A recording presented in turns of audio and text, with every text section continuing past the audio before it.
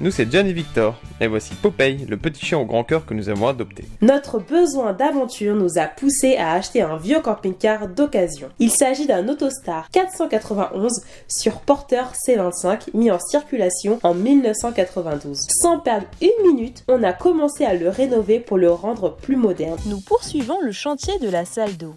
Après 30 ans sans aménagement, elle nous réserve quelques surprises. Aujourd'hui, une nouvelle journée de travaux. Il fait très frais. Au programme de la journée, aller dans un magasin de bricolage, c'est Bricorama je pense, ou Bricomarché, vous verrez plus tard. Il faut aussi finaliser la pose des mousses dans le camping-car, faire les structures de meubles. On a décidé de faire tout ça en mousse. Et voilà, faut dire qu'aujourd'hui on est invité à plein de repas. Ça va être technique d'être efficace aujourd'hui.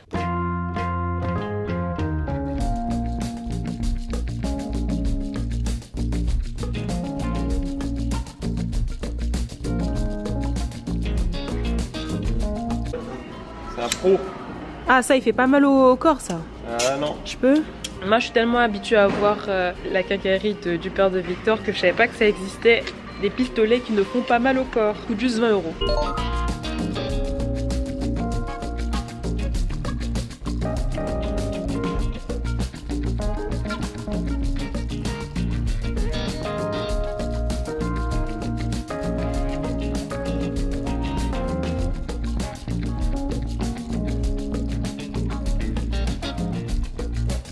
Alors pour fixer les plaques de mousse, on utilise ça. Et du coup ça va être super pratique avec le nouveau pistolet, le pistolet professionnel du coup qu'on a pris pour pas avoir de difficulté à pomper la fixation. Alors on sort de Bricorama, on en a eu environ, on a eu pour 500 €. On a fait en sorte que ce soit un multiple de 100 pour avoir le maximum de bons d'achat de 15 €. Du coup on a 75 € de bons d'achat à dépenser jusqu'à la fin du mois, enfin pendant un mois.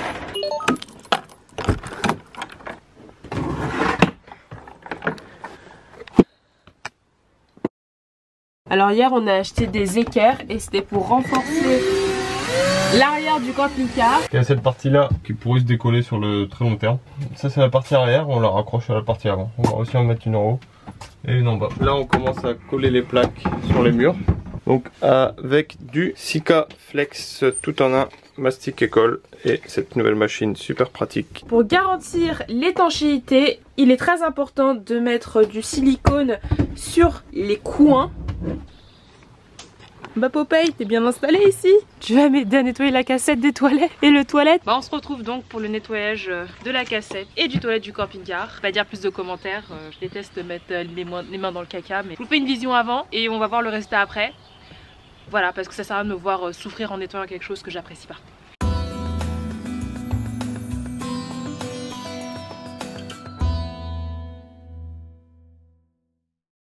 Alors voici le résultat. Je vais pas vous mentir, pendant le process j'ai eu la nausée, mais bon je suis satisfaite du résultat et contente. Maintenant je me suis approprié les toilettes et si je les salis, bah ça sera de notre fait à nous, Victor et moi. Du coup c'est plus rassurant. Ils ne seront jamais aussi propres que maintenant. Donc faut en profiter. Pour la cassette des toilettes, j'ai utilisé beaucoup de javel à l'intérieur et à l'extérieur pour l'assainir au maximum. Alors nous revoilà au niveau de l'ouverture des toilettes. Donc vu qu'on a fixé les plaques en mousse qui viennent derrière, on va pouvoir mettre la plaque en bois qu'on avait prévue qui va venir ici sur le sol pour combler ce petit trou. Et avant ça on va mettre de la mousse expansive dans les trous qui restent. C'est surtout là qu'on en a mis beaucoup et en dessous de la planche noire en fait. Il y a tout un tapis de mousse et là on va remettre une planche qui va venir prendre ces deux bons morceaux de bois qui sont là, tout aplatir. Et puis après on va être bien, après on va pouvoir continuer la pose des plaques sur les murs. Pour ceux qui se posaient la question, non c'est pas trop lourd, c'est même pas lourd du tout. Ça va pas forcément trop alourdir le camping-car, ce qui nous rassure. Et ça va surtout rendre la salle de bain hyper étanche et hyper agréable à vivre. Tout ce silicone a été mis pour renforcer l'étanchéité de la salle d'eau. On croise les doigts.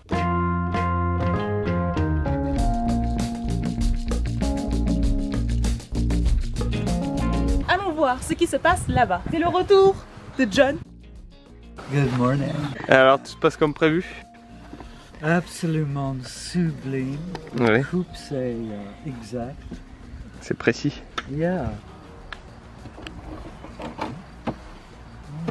Parfait! Je suis au niveau du toit du camping-car et je vais en profiter pour retirer les vis qui dépassent. Là, il y en a 4.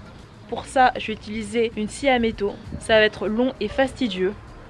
Les vis qui dépassent du toit, il s'agit des vis qu'on avait mis pour remettre les placards qui sont près de la capucine. Victor avait utilisé des plus grandes vis que nécessaire. J'entoure bien les vis de chiffon pour ne pas endommager encore plus le camping-car en sciant sa surface. Du coup comme ça, ça protège. Ça va être long.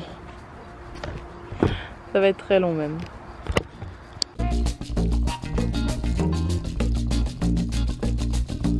Je viens de rattraper les bêtises de Victor et maintenant je vais appliquer du mastic pour protéger les trous faits avec les vis.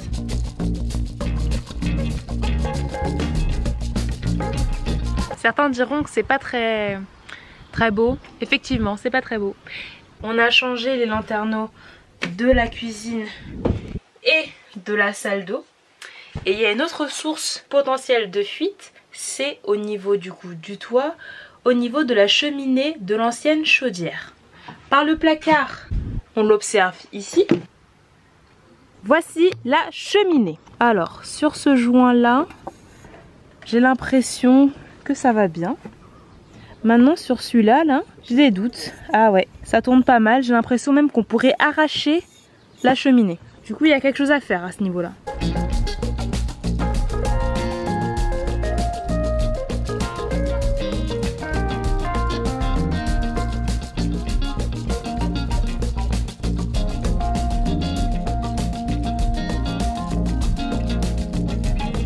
Voilà qui est fait. Donc on se trouve à l'emplacement du toilette. On a refait passer les câbles et les tuyaux. Comme ça on va pouvoir le repositionner et le refixer. Maintenant que Jen l'a bien nettoyé. Maintenant qu'on a tout reconsolidé derrière et en dessous, il n'y aura plus de soucis. On réinstalle maintenant le toilette dans la salle d'eau. On va installer une boîte électrique pour protéger l'ensemble des fils.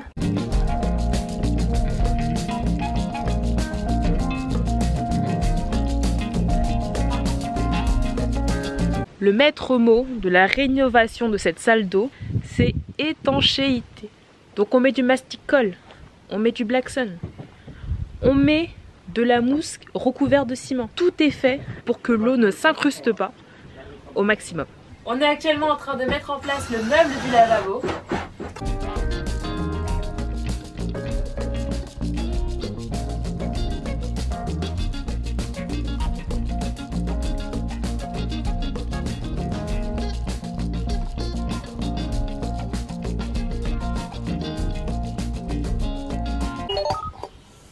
Peux-tu décrire la complexité de ta découpe? Ah ouais. Ça doit ressembler, sachant que le mur là il est penché. Que le toilette il est aussi un peu incliné là. Donc, voilà. Il va falloir être précis. Ce qui n'est pas mon fort. Il s'agit de la découpe pour ce mur là, donc celui qui est à côté des toilettes, avec cet espace où il y aura un placard qu'il faut détourer. L'aide du père de Victor sera appréciable. Donc vous voyez dans les vidéos, parfois j'ai mes lunettes, parfois je les ai pas. C'est bien parce qu'il y a du reflet et ça me saoule. Donc après quand je fais du montage, je vois ça et ça m'énerve. Donc parfois voilà, je les enlève, je fais genre et quand je les enlève, je vois rien.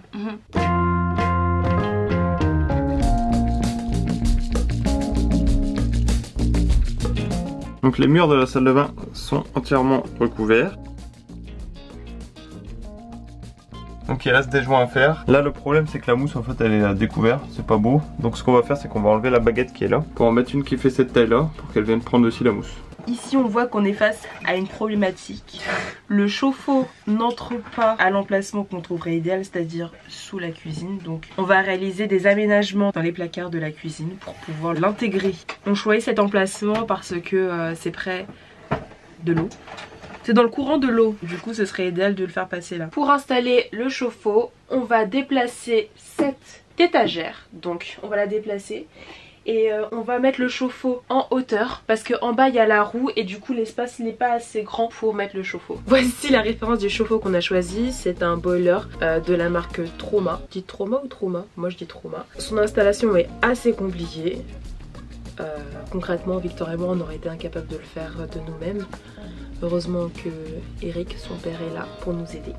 En ce qui concerne l'installation du chauffe-eau, donc on a découpé la plaque qui était là, enfin le meuble qui était là parce que le chauffe-eau en fait il passait pas en hauteur. Et vu qu'on veut vraiment le mettre à cet endroit là, vu qu'il va falloir percer la paroi qui est là-bas, ça c'est le prochain chantier qui arrive. Donc on en a terminé avec la salle de bain pour aujourd'hui. Tous les joints sont faits.